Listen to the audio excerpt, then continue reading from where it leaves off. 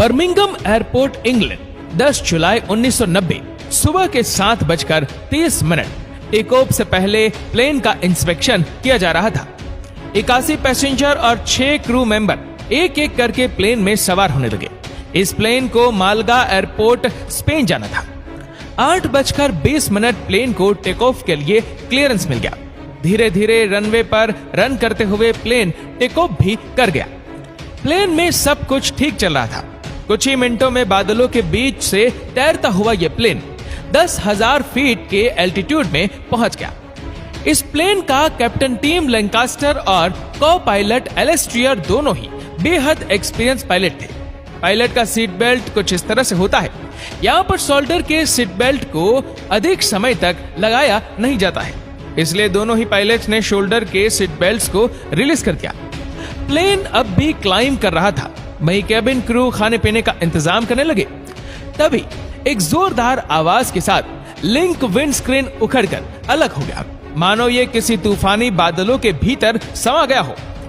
Wind screen के ठीक सामने वाली सीट पर टीम बैठे हुए थे और स्क्रीन निकल जाने के कारण अचानक से रैपिड डीकंप्रेशन हो गया, यानी कि प्लेन के अंदर का कंप्रेस्ड एयर अचानक से उस टूटे हुए भाग से बाहर निकलने लगा और कैप्टन टीम को इसी एयर ने बाहर की ओर धकेल दिया। पर शायद उनकी किस्मत अच्छी थी, क्योंकि उन्होंने सिर्फ 2 ही सीट बेल्ट से रिमूव किया था, जिसके कारण वह प्लेन के बाहर सख्त नहीं हुए, लेकिन उनका आधा शरीर प्लेन के बाहर आ गया। कैप्टन का सीट बेल्ट उन्हें पकड़े हुए था, लेकिन यह सीट बेल्ट भी उन्हें कब तक संभाल पाता, ये कह पाना बहुत मुश्किल था। किसी भी वक्त वह प्लेन के बाहर गिर सकते थे, और अगर ऐसा हो जाता तो प्लेन के लिए बहुत ही बड़ी मुसीबत हो सकती थी, क्योंकि हो सकता है प्लेन का इंजन कैप्टन को शक कर ले और इंजन ब्लास्ट हो जाए। हो सकता है वो प्लेन के टेल से टकरा जाए। ऐसे में प्लेन आउट ऑफ कंट्रोल भी हो सकता है, और ऐसा होने पर प्लेन को किसी भी कीमत पर बचाया नहीं जा सकता। उधर रैपिड डिकम्प्रेशन के कारण कॉकपिट का डोर भी टूट चुका था। केबिन में बैठे पैसेंजर्स डिकम्प्रेशन के कारण ठीक से सांस भी नहीं ले पा रहे थे। प्लेन में सभी यात्रियों के लिए ऑक्सीजन मास्क भी मौजूद नहीं था। प्लेन में बैठा हर एक शख्स अब जिंदगी और मौत से लड़ने लगा। इस प्लेन को बचाने का सिर्फ एक ही रास्ता था, जल्द से जल्द किसी नजदीकी एयरपोर्ट में प्लेन को लैंड करा दिया जाए। लेकिन इससे पहले कि ये कहीं लैंड करते, एक एक करके ढेर सारी मुश्किलें पायलट के सामने आने लगी। विंडस्क्रीन के निकल जाने से ढेर सारा फोर्स केबिन में एंटर करने लगा। वह सभी चीजें जो किसी से बंधी हुई नहीं थी, वह कॉकपिट में तैरने लगी। लग रहा था मानो दिन के उजाले में भी आंखों के सामने अंधेरा छा गया हो। तेज हवाएं लगातार कॉकपिट में एंटर कर रही थी। को पायलट को ऐसा लग रहा था मानो वह किसी प्लेन के कॉकपिट में नहीं, बल्कि किसी टॉर्नेडो के बीच में बैठे हुए हैं। उधर पायलट का आधा शरीर अब भी प्लेन के बाहर ही था। को पायलट बस अभी सोच ही रही थी कि इन समस्याओं से कैसे निपटा जाए। इतने में एक और प्रॉब्लम आ गई। अचानक से ऑटो पायलट डिस्कनेक्ट हो गया। उन्होंने देखा कि कैप्टन का पैर कॉकपिट के कंट्रोल पैनल के साथ बार बार टकरा रहा था, जिससे प्लेन को उड़ाने में और भी अधिक समस्या होने लगी। प्लेन अचानक तेजी से नीचे की ओर गिरने लगा। ब्रिटिश एयरवेज के कैप्टन किसी भी वक्त प्लेन के बाहर गिर सकते थे। तभी एक फ्लाइट क्रू किसी तरह से कॉकपिट में दाखिल हुआ और तुरंत ही कैप्टन का पैर पकड़ लिया। तेज हवाओं के कारण पायलट का सर बार बार प्लेन की बॉडी से टकराने लगा। देखते ही देखते प्लेन का व्हाइट बॉडी खून से लाल हो गया। 17,000 फीट के एल्टीट्यूड पर टेम्परेचर -30 से 40 डिग्री सेल्सियस तक भी हो सकता है। इतनी ठंड खून को भी जमा सकती है। इसके अलावा उन्हें लो प्रेशर का भी सामना करना था। हर एक सेकंड उन्हें मौत के मुंह में धकेल रहा था, पर कोई कुछ करे तो भी क्या करे। प्लेन की गिरने की रफ्तार लगातार बढ़ती जा रही थी, क्योंकि कॉकपिट का डोर टूट के प्लेन के थ्रॉटल में जाकर अटक गया। दोस्तों, प्लेन के थ्रॉटल को डाउन करने से इंजन का पावर मिनिमम हो जाता है, वहीं इसे पूरा ऊपर कर देने से इंजन का पावर मैक्सिमम हो जाता है और फुल स्पीड में प्लेन लाइक करने लगता है। जरा सोचिए, एक प्लेन तेजी से नीचे गिर रहा है, ऊपर से इसके इंजन के पावर को भी मैक्सिमम कर दिया जाए। आप सोच भी नहीं सकते प्लेन का स्पीड कितना अधिक हो जाएगा। ऐसे में प्लेन साउंड की स्पीड तक भी पहुंच सकता है। पर ऐसा कुछ हो पाता इससे पहले 2 फ्लाइट क्रू कॉकपिट का डोर किसी तरह से वहां से हटा देते हैं और कॉकपिट में उड़ रहे ढेर सारे पेपर्स को भी कलेक्ट कर लेते हैं। ताकि को पायलट को कोई डिस्टर्ब ना हो। धीरे धीरे प्लेन कंट्रोल में आने लगा। को पायलट ने एटीसी को मेडिक कॉल किया, लेकिन तेज हवाओं के कारण नुमाइश इतना अधिक था कि एटीसी को कुछ भी सुनाई नहीं दे रहा था। एटीसी बस इतना ही समझ पाया कि ये एक मेडिक कॉल है। 14 अगस्त 2005 में हेलियोस एयरवेज फ्लाइट 522 के केबिन में डीकंप्रेशन हो गया। कम एयर प्रेशर के कारण सभी पैसेंजर्स को सांस लेने में प्रॉब्लम होने लगी। वहां तक कि पायलट को भी दिमाग में ऑक्सीजन कम पहुंचने लगा और धीरे धीरे सभी लोगों में बेहोशी छाने लगी। कुछ देर बाद प्लेन के अंदर सभी लोग बेहोश हो चुके थे। अभी ये प्लेन खुद ब खुद उड़ता जा रहा था, लेकिन कब तक? धीरे धीरे प्लेन का फ्यूल खत्म होने लगा और फाइनली ये प्लेन क्रैश हो गया। प्लेन में सवार सभी 121 लोगों की जान चली गई। ना कोई दर्द, ना चिल्लाने की आवाजें, चुपचाप सभी ने मौत को गले लगा लिया। ये घटनाएं हमें बताती है कि प्लेन में अगर डीकंप्रेशन हो जाए तो अंजाम कितना घातक हो सकता है। ब्रिटिश एयरवेज का को पायलट इस बात को अच्छी तरह से समझता था, इसलिए उन्होंने जल्द से जल्द प्लेन को 10,000 के एल्टीट्यूड में ले आए ताकि सभी को सांस लेने लायक ऑक्सीजन मिल सके।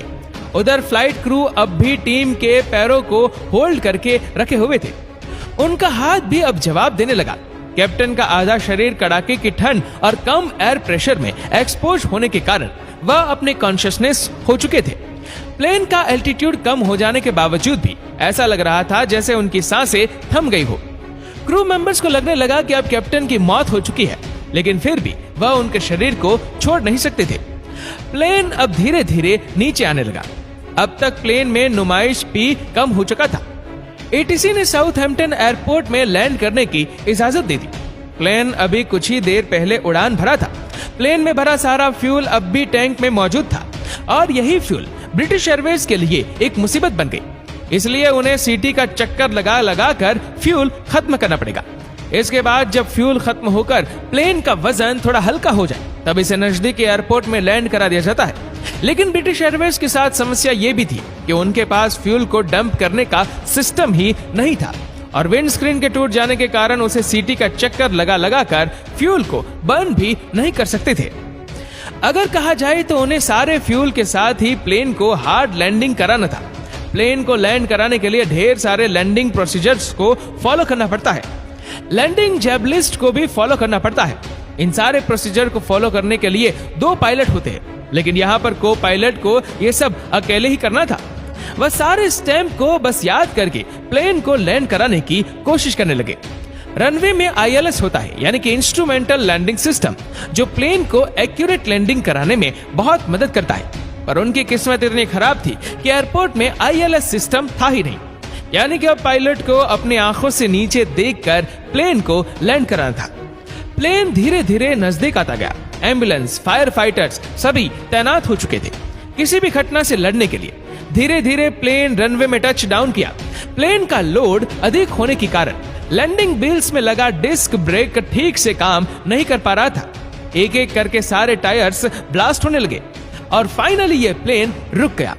प्लेन के अंदर सभी लोग सुरक्षित थे। तुरंत ही एक मेडिकल टीम कैप्टन को ले गए। खुशी की खबर यह थी कि अब तक भी उनकी सांसें चल रही थी। जिसने भी ब्रिटिश एयरवेज के हादसे को देखा और उस हादसे को महसूस किया, उन सब ने यही कहा कि ये कोई चमत्कार ही है जिसने कैप्टन को जिंदा रखा। किसी को भी वहां जाने की अनुमति नहीं थी, क्योंकि छोटे से छोटा क्लू भी इस हादसे के तह तक जाने में उसकी मदद कर सकता था। अगले ही दिन इन्वेस्टिगेशन की टीम वहां पहुंच गई।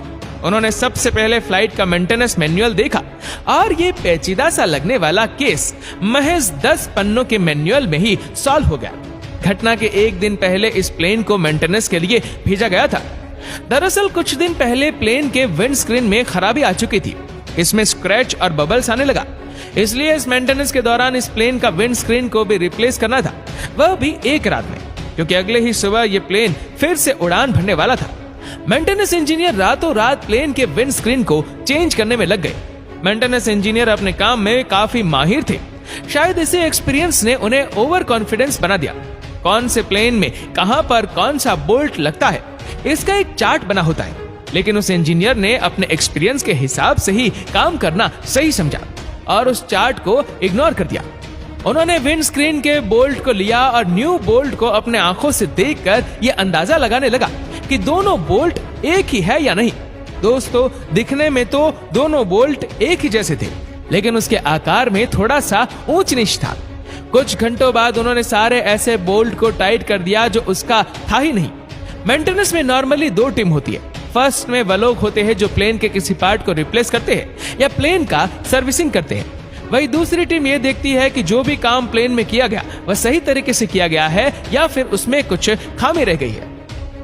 लेकिन ब्रिटिश एयरवेज के केस में ऐसा नहीं था। ये दोनों ही काम उसी इंजीनियर को दिया गया था, यानी कि उन्हें ही विंड स्क्रीन को रिप्लेस करना था और उन्हें ही देखना था कि ठीक से काम हुआ है या नहीं। अब क्योंकि उस इंजीनियर ने खुद अपने हाथों से विंड स्क्रीन को इंस्टॉल किया था, इसलिए उन्होंने विंड स्क्रीन का दोबारा से इंस्पेक्शन नहीं किया और अगले ही दिन ये प्लेन उड़ान भरने के लिए तैयार हो गया। कैप्टन को तो ये पता भी नहीं था कि जिस दिन को वो उड़ान करने जा रहा है वह जल्द ही मौत से सामना करा देगा।